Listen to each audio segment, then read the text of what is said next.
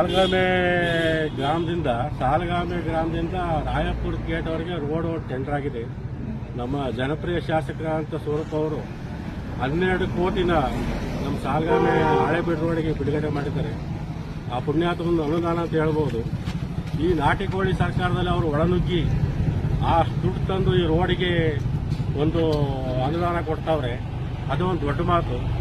ಈ ಕೆಲ ಕಿಡಿಗೇಡಿಗಳು ಇದು ತಡ್ಕೊಂಡ್ರೆ ಹೊಟ್ಟೆವರಿಗೆ ಅವಹೇಳನ ಹೇಳಿಕೆಗಳನ್ನ ಕೊಟ್ಟು ಶಾಸಕರಿಗೆ ಅವಮರ್ಯಾದೆ ಮಾಡೋಕ್ಕೆ ಪ್ರಯತ್ನ ಮಾಡ್ತಾವ್ರೆ. ಇದನ್ನು ನಾವು ಜೆಡಿಎಸ್ ಕಾರ್ಯಕರ್ತ ಖಂಡಿಸ್ತೀವಿ, ಯಾವತ್ತಿದ್ರೂ ಖಂಡಿಸ್ತೀವಿ. ಇದೆಲ್ಲ ಹೇಳಬಾರ್ದು. ರೋಡು ಯಾವಾಗ ಶುರುವಾಯಿತು, ಕಾಮಗಾರಿ ಶುರುವಾಯಿತು, ಅವಾಗಿಂದ ಮಳೆ ಬಿಟ್ಟಿಲ್ಲ.